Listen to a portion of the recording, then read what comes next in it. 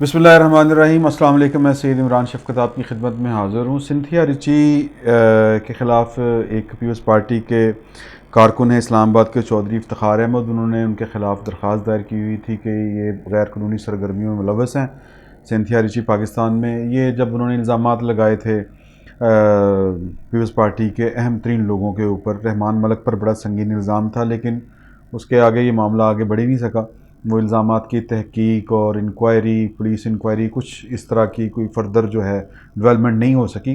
तो मामला ना किसी कोर्ट कचहरी में होता है ना कि पुलिस इन्वेस्टिगेट करती है, उस तरह की सूरत हाल बिल्कुल नहीं है। एक तरह से दब गया मामला। लेकिन जो ये चौधरी इफ्तिखार की दरख्वास्त थी उस पर एक नई डेवलपमेंट हुई है। जुमे को 18 जुलाई को जो वफाकी वजारत दाखिला है उन्होंने एक रिपोर्ट पेश की है इस्लामाबाद हाई कोर्ट के अंदर, जिसमें क्लीन चिट दे दी गई है सिंथिया रिची को कि ये किसी भी किस्म की गैर कानूनी सरगर्मी में मुलव्वस नहीं है। वॉक अबाउट इनकी एक कंपनी है जो पाकिस्तान में रजिस्टर है, और वो ISPR के साथ मिलकर और जो KP के गवर्नमेंट है उनके साथ मिलकर मुख्तलिफ़ किस्म की जो फ़िल्म्स हैं पाकिस्तान के इमेज को बेहतर बनाने वाली डॉक्यूमेंट्रीज़ वो बनाती हैं। ये इस वजारत दाखिला की रिपोर्ट में है। और उनका वीज़ा जो है वो उसकी मियाद ख़त्म हो गई थी कोरोना की वजह से। वो बिज़नेस वीज़े के लिए जो दस्तावेज़ात चाहिए थी वो उनके पास थी नहीं, तो उन्होंने तोसी की दरख्वास्त दी थी। तो 31 अगस्त तक उस वीज़े में तोसी कर दी गई है, और आगे चलकर हो सकता है कि वो उनको बिज़नेस वीज़ा पाकिस्तान में मिल जाए। तो ये तो हो गया मामला। ये ख़बर जो थी ये, या यूँ कह लें कि वजारत दाखिला ने जो क्लीन चिट दी है, उसके बाद मेरे ना एक ज़हन में वाक़या आ गया, मैं आपसे वो शेयर करूँगा। एक प्रोग्राम में मैं शरीक था बतौर तज़िया निगार। मेरे साथ जो शरीके गुफ्तगू थे वो जनरल ग़ुलाम मुस्तफ़ा थे, और जो टॉपिक था वो हमारा एहसानुल्लाह एहसान का था कि एहसानुल्लाह एहसान अचानक से गिरफ़्तार हो गए हैं या उन्होंने गिरफ़्तारी दे दी है, कोई समझ नहीं आई। फिर उनका एक वीडियो बयान भी जारी किया गया। तो इसके बाद एक सोशल मीडिया के ऊपर लोगों ने सवाल उठाने शुरू कर दिए कि इनको मेहमान बना के रखने की क्या ज़रूरत है, इनके ख़िलाफ़ मुकदमा कब चलेगा, क्योंकि उनके ऊपर जो है वो हज़ारों पाकिस्तानियों के खून का इल्ज़ाम है। और तो और जो APC यानी आर्मी पब्लिक स्कूल था, APS माफ़ी चाहता हूँ, उसमें उस पर भी इन्हीं पर इल्ज़ाम था कि उन्होंने हमारे बच्चों का कत्ल किया है, और हमने अपने बच्चों के कातिल को सेफ हाउस में रखा होगा। तो इस यानी ये जो था पॉइंट ऑफ जो होता है डिस्कशन, उसमें जनरल ग़ुलाम मुस्तफ़ा साहब ने बड़े खुले डुले अंदाज में कहा था कि देखें कि जो हसास अदारे होते हैं और जो इस तरह की एजेंसीज़ होती हैं, उनके काम करने का तरीका ज़रा मुख्तलिफ होता है। पाकिस्तान को उनका ये ख़्याल था, उनके पास ये कोई इत्तला नहीं थी। उन्होंने कहा कि मुझे ये लगता है कि ये हमारे ही इदारों का एजेंट था जो तालिबान में मुमकिन है कि वो भेजा गया हो, सेट किया गया हो, अब ये अपना काम करके वापस आ गया।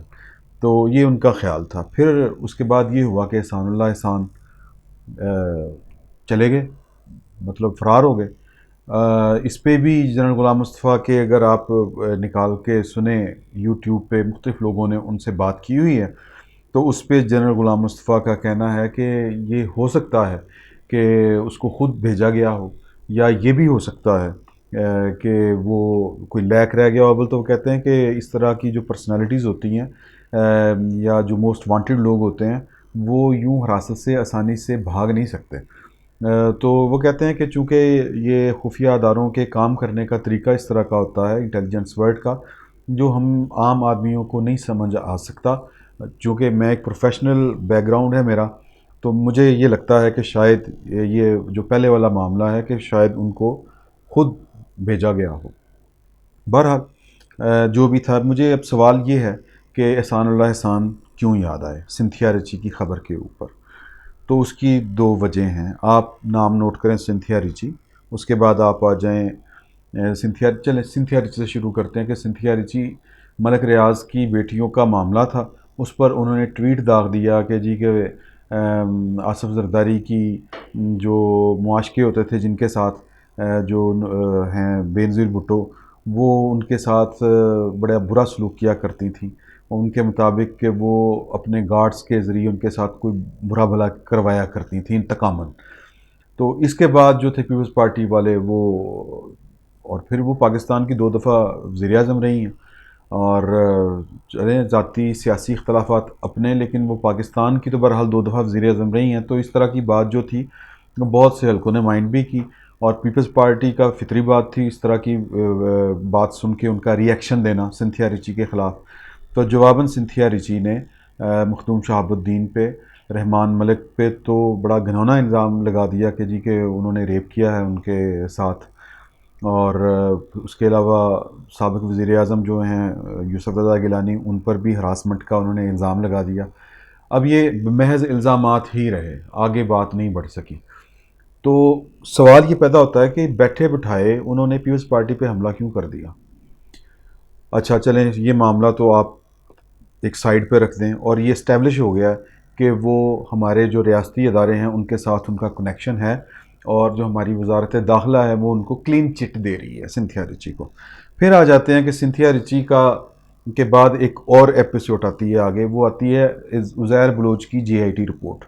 اس میں بھی پیپلز پارٹی جو ہے وہ انڈر اٹیک ہے، اور انڈر اٹیک اس طرح سے ہے کہ جو عزیر بلوچ کا جو گاڈ فادر تھا براہ راست جو اعتراف کرتے تھے، وہ تھے ذوالفقار مرزا، جو اس وقت کے وزیر داخلہ تھے سندھ کے، اور اس وقت وہ اتحادی ہیں عمران خان کی حکومت کے، اور ان کی جو اہلیہ ہیں وہ ان کے بڑا کی رول ہے ان کے پاس اس سیٹ اپ کے اندر۔ تو جو گورنمنٹ ہے ان کے جو وزراء ہیں علی زیدی صاحب وغیرہ، وہ پیپلز پارٹی پہ اب گولے داغے جا رہے ہیں داغے جا رہے ہیں، اور ایک ایسی جے آئی ٹی رپورٹ جو ان کو 3 سال پہلے ملی تھی، جس پہ کچھ لوگوں کے دستخط بھی نہیں تھے، اس کو وہ کہتے ہیں ٹھیک ہے، اور جو رپورٹ جاری کی ہے سندھ حکومت نے جس پہ سب کے دستخط موجود ہیں جے آئی ٹی کے تمام ارکان کے، وہ کہتے ہیں کہ یہ رپورٹ جھوٹ ہے۔ نشانہ کون ہے؟ پیپلز پارٹی۔ اچھا اگر پیپلز پارٹی آپ کی حکومت ہے، وفاق میں آپ کی حکومت ہے، ادارے آپ کے ساتھ ہیں، اگر آپ کو لگتا ہے کہ جو جے آئی ٹی کی رپورٹ کے مطابق ایک اور مقدمہ درج ہونا چاہیے عزیر بلوچ کے خلاف، جس میں آپ نے اس کے جتنے سہولت کار تھے، جتنے اس کے مددگار تھے، آپ نے ان کو پکڑ کے آپ کو سزا دلوانی چاہیے، وہ چاہے آصف علی زرداری ہیں، وہ چاہے فریال تالپور ہیں، وہ چاہے ذوالفقار مرزا ہیں، لیکن ذوالفقار مرزا کو چونکہ وہ ڈرائی کلین ہو چکے ہیں تو لہٰذا انہیں 7 خون معاف ہیں۔ یہ بھی جب معاملہ کسی طور پہ نہیں بیٹھا، پیپلز پارٹی نے یوں کہہ لیں کہ انڈر پریشر نہیں آئی، انہوں نے تو رپورٹ ہی جاری کر دی نا کہ جی چلیں یہ لیں، آپ الزام لگا رہے ہیں یہ رپورٹ پڑھ لیں آپ۔ پھر اس کے بعد احسان اللہ احسان میدان میں آتے ہیں۔ احسان اللہ احسان ایک ٹویٹ کرتے ہیں اور ٹیگ کرتے ہیں وہ بلاول بھٹو زرداری کو، اور بلاول بھٹو زرداری کو وہ کہتے ہیں کہ تمہارا حشر بھی تمہاری ماں کے جیسا ہی ہوگا۔ اب یہ جو ہے صورتحال یہ بڑی عجیب سی ہے، عجیب سی اس لیے ہے کہ یہ سب جانتے ہیں، پاکستان کے ادارے تسلیم کرتے ہیں کہ بے نظیر بھٹو کے قتل میں جو طالبان تھے یہ ان کا ہاتھ تھا۔ اس وقت کی حکومت نے بے نظیر بھٹو کو جو پراپر سیکیورٹی ہوتی ہے، ان کا جرم یہ تھا کہ انہوں نے وہ سیکیورٹی نہیں دی ان کو، لیکن جو قاتل تھے وہ طالبان تھے، طالبان نے اس کا پلان کیا۔ اور اس سے پہلے بھی بے نظیر بھٹو کا انٹرویو ہے، اور ایک بغاوت جو تھی فوج کے اندر سے، میجر جنرل مستنصر باللہ آپ کو یاد ہوگا کہ وہ بے نظیر بھٹو کی حکومت کا تختہ الٹنا چاہتے تھے، نہ صرف بے نظیر بھٹو کی حکومت کا تختہ الٹنا چاہتے تھے بلکہ وہ فوج کے اندر بھی بغاوت کرنا چاہتے تھے، اور ان کو بیکنگ کس کی تھی؟ اسامہ بن لادن کی۔ وہ اسامہ بن لادن جس کو پاکستان کی ریاست جو ہے وہ کبھی بھی اس نے اپنے آپ کو اس کے ساتھ ایفیلیٹ نہیں کیا، اس کو انہوں نے پاکستان کے وزیر اعظم جو عمران خان ہیں یہ خود تسلیم کر چکے ہیں کہ آئی ایس آئی کی مدد کے ساتھ امریکہ جو ہے وہ اسامہ بن لادن تک پہنچا تھا، لیکن اس کے باوجود کہ اسامہ بن لادن ہزاروں پاکستانیوں کا آپ کہہ لیں یا دہشت گردی کے خلاف جو جنگ ہے اس میں اسامہ بن لادن کا ایک کی رول تھا، تو پاکستان جو ہے وہ اس کو پاکستان کی ریاست اس کو ہیرو ماننے کے لیے تیار نہیں ہے۔ پاکستان کے 70,000 شہری فوجی اس جنگ میں ہلاک ہو چکے ہیں، شہید ہو چکے ہیں، اپنی جانیں گنوا چکے ہیں، تو لیکن عمران خان نے اسامہ بن لادن کو شہید کیا اور اس پر آج تک انہوں نے کسی تعصف کا اظہار نہیں کیا۔ چلے یہ بات بھی ہوگی اسامہ بن لادن کی کہ وہ یعنی بے نظیر کو قتل کروانا چاہتے تھے، ان کا خاتمہ چاہتے تھے، پرانی دشمنی ہے کیوں کہ جی کہ وہ ایک عورت ہے اور پاکستان میں اسلامی نظام اس وقت تک نافذ نہیں ہو سکتا جب تک یہاں پہ ایک عورت کی حکومت ہوگی۔ تو یہ تھا، اس میں نواز شریف بھی جو تھے وہ اسامہ بن لادن کے ساتھ ان کے کنیکشن تھے، اسامہ بن لادن نے نواز شریف کو بھی پیسے دیے، اس طرح کی باتیں سامنے آ چکی ہیں۔ اب معاملہ یہ ہے کہ اب یہ آپ کڑی سے کڑی ملائیں کہ یہ جو سنتھیا ریچی ہے، جے آئی ٹی رپورٹس والا معاملہ، زہر بلوچ والا معاملہ، احسان اللہ احسان والا معاملہ، یہ تینوں جو ہیں، سنتھیا ریچی کا کنیکشن خود حکومت وزارت داخلہ کہتی کہ ہمارے ساتھ یہ آن بورڈ ہیں اور باقی جو دو ہیں، احسان اللہ احسان کی بھی میں نے آپ کو بات بتا دی اور زہر بلوچ کی جے آئی ٹی کی بھی بات آپ کے سامنے ہے۔ تو یہ سوال یہ ہے کہ کیا یہ محض اتفاق ہے کہ یہ جو تینوں معاملات ہیں یہ صرف ان کا رخ جو ہے وہ پیپلز پارٹی کی طرف ہے؟ سوال ہے کہ کیوں؟ اور جواب اس کا یہ نظر آتا ہے کہ شاید پیپلز پارٹی جو ہے وہ 18ویں ترمیم کے اوپر جو ہے وہ سرنڈر کرنے کو تیار نہیں ہے، اور اس وقت پاکستان کی 3 بڑی سیاسی جماعتوں میں سے صرف جو ریزسٹنس شو کر رہی ہے کھلے عام وہ پیپلز پارٹی ہے۔ اب اس طرح کی باتیں اڑائی جا رہی ہیں کہ جی کہ آصف علی زرداری نے بھی جنرل قمر جاوید باجوہ کو سے رابطہ کیا ہے کہ جناب کہ جس طرح نواز شریف پہ مہربانی کی ہے ہمیں بھی مہربانی کر دیں، مجھے بھی باہر جانے دیں۔ اچھا، ایک طرف یہ بات ہے، دوسری طرف بات یہ ہے کہ آپ آصف علی زرداری کا سارا ریکارڈ اٹھا کے دیکھ لیں، وہ کہتا ہے کہ بلہ دودھ پی جاتا ہے، بلے کو نہیں جانے دینا۔ پھر وہ کہتا ہے کہ جی کہ آپ 3 سال کے لیے آتے ہیں، ہم نے یہیں پہ رہنا ہے، آپ آتے ہیں اور آپ چلے جاتے ہیں، ہم نے یہیں پہ رہنا ہے، ہم سے مت ٹکراؤ، ہم اینٹ سے اینٹ بجا دیں گے۔ پھر وہ اب یہ کہتے ہیں کہ جی کہ 18ویں ترمیم پہ تو کوئی سمجھوتا نہیں ہوگا۔ اب سوال یہ کہ 18ویں ترمیم ہے کیا؟ ظاہر ہے یہ عوامی مسئلہ نہیں کہ 18ویں ترمیم کیا ہے، لیکن یہ عوام کا ہی مسئلہ ہے۔ 18ویں ترمیم بیسیکلی صرف اور صرف یہ ہے کہ وہ کہتی ہے کہ جس کی جو ملکیت ہے اس کا اسی پر حق ہے۔ میں اس کی مثال یہ دوں گا کہ اگر بلوچستان سے سونا نکل رہا ہے، گیس نکل رہی ہے، کوئی معدنی ذخائر نکل رہے ہیں، تو اس کے اوپر پہلا حق بلوچیوں کا ہے۔ اگر سندھ سے گیس نکل رہی ہے، سندھ میں سی پورٹ ہے اور سارا کچھ جو کچھ بھی ہے وہاں پہ، کوئی تیل نکل رہا ہے، جو بھی ہے، پانی ہے، جو کچھ ہے، اس پر جو پہلا حق ہے وہ سندھیوں کا ہے۔ اسی طرح پنجاب سے اگر گیس نکلتی ہے اٹک کے پاس سے، پنجاب میں جو گندم پیدا ہوتی ہے تو یہ یا کوئی بھی اور چیز، اس پر پنجابیوں کا پہلا حق ہے۔